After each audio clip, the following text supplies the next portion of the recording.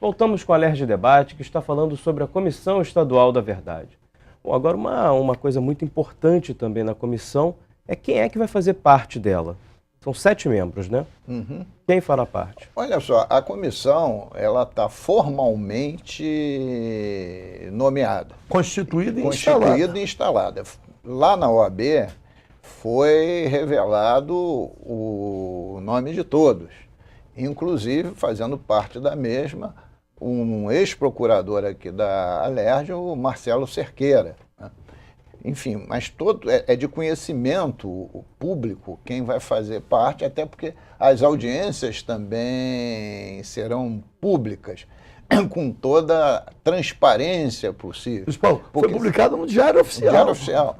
Porque se a Comissão da Verdade Estadual, ela vai funcionar segundo as regras do Estado Democrático de Direito. Exatamente, porque se nós somos democratas, defendemos a Constituição, nós vamos funcionar exatamente dentro dela, para negar peremptoriamente os regimes autoritários e os regimes fascistas.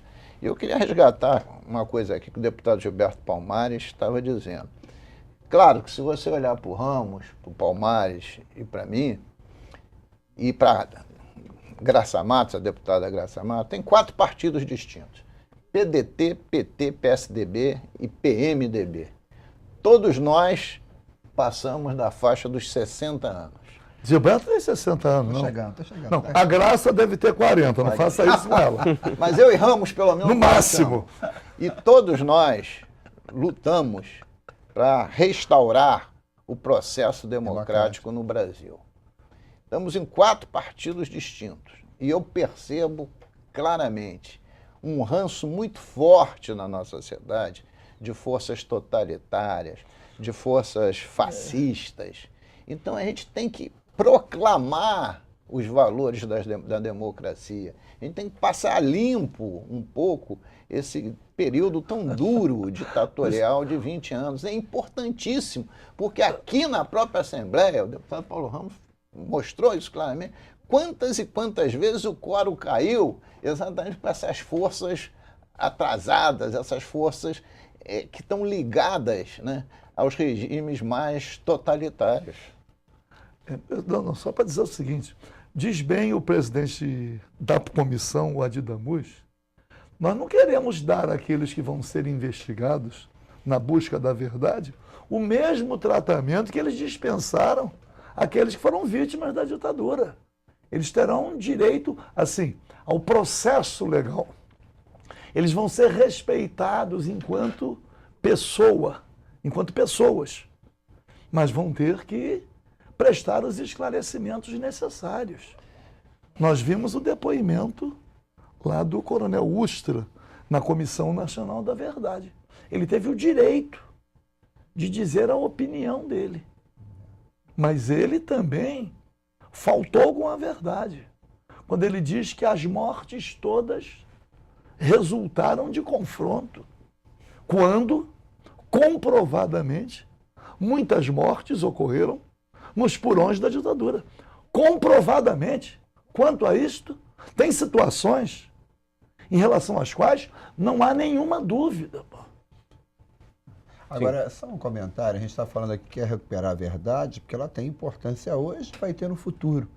Um debate que não é o principal, mas que é importante na Comissão da Verdade, é você não permitir que se apague, que se jogue no chão espaços que são registros importantes desse período que a gente quer deixar para trás. Eu estive na Espanha ano passado e vi lá numa estação de metrô uma placa dizendo: aqui foram assassinados os advogados trabalhistas tais e tais e tais que apoiavam a Organização dos Trabalhadores e lutaram contra a ditadura franquista.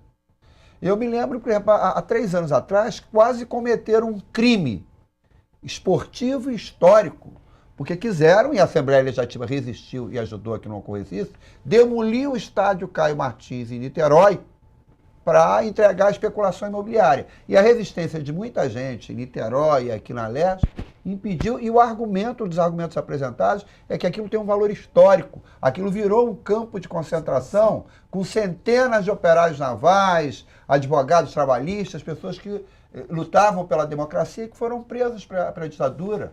É importante que as gerações futuras, quando passarem na Praça Santos Pena, na Tijuca, saibam que naquele espaço ali do Exército, nos porões ali do DOI-CODE, pessoas foram torturadas, que em Petrópolis, a Casa da Morte lá, que só saiu uma prisioneira política com vida, seja mantida. Então, esse será também um trabalho importante. E também descobrir novos centros de tortura. Porque alguns ficaram mais evidenciados. Na opinião de vocês, ainda existe muito local que não foi revelado? Eu não tenho dúvida nenhuma, porque o Serviço de Informação, o DOI-CODE, como todo serviço de informação, ele funcionava praticando terrorismo de Estado e na clandestinidade. Então, muita coisa não veio à tona. E dizer que o Brasil, na América Latina, o Brasil é um dos países mais atrasados na busca dessa verdade. Na Argentina, aqui do lado, os membros das juntas militares, eles sentaram no banco dos réus. Até no Chile, o Pinochet sentou no banco dos réus. Nós não podemos, de forma alguma, virar as costas para isto. Porque houve uma institucionalização e a cadeia de comando funcionou. Não é responsabilizar apenas na ponta o executor. É preciso buscar essa verdade para que o povo brasileiro dela tenha conhecimento. O Ramos, havia inclusive na operação, o nome é simbólico, é muito forte, Condor, que envolvia Brasil, Argentina e Uruguai, né? É isso mesmo. Operação Condor, 3 países. É o Cone Sul. Agora, na opinião de vocês, existem muitos arquivos que foram destruídos, coisas que não conseguiriam ser resgatadas? Ou Claro. muita coisa... Não, a resistência daqueles que patrocinaram o golpe, inclusive empresários, porque nós ficamos concentrados sempre. E havia muita gente que financiava. Financiava, isso aí a Comissão Nacional da Verdade colocou um foco nesse campo. Não é? Então, muita coisa foi destruída. A resistência no meio militar, ao longo dos anos, o acesso aos arquivos, já há comprovação também de que muitos documentos foram destruídos. Por quê? Para eliminar a verdade. Se existe convicção, se eles estavam certos do que eles estavam fazendo, e por que então continuar supliciando famílias e mais famílias com a ocultação do local onde os corpos foram sepultados? Para dar o exemplo que é o exemplo mais dramático. Então, a comissão estadual, ela tem assim, um campo muito amplo, né, de atuação, e é preciso até fazer, eu vou até sugerir ao querido presidente Wade Damus, que na África do Sul, pelo apartheid, o Desmond Tutu criou o Tribunal da Verdade e da Conciliação, uma espécie de delação premiada. E ele, para que aqueles que participaram pudessem, porque o remorso... Ficar em paz com a sua consciência. A consciência. Tribunal da Verdade e da Conciliação. Dizendo a verdade, vai receber um tratamento processual diferenciado. Aqui no Brasil não há essa previsão legal de punição, né, na justiça para essas pessoas que cometeram crimes, né? Não é esse o foco da Comissão da Verdade, né? Olha só, quando se teve a lei da anistia, foi dito que a anistia era ampla, geral e restrita. Não, e recíproca. Recíproca, né? Isso é recíproca. Mas veja só, a anistia para aqueles que estavam em campos opostos. Agora, será que existe anistia para quem praticou terrorismo de Estado? Né? Uma coisa é você ser um insurreto, você se revoltar contra um regime.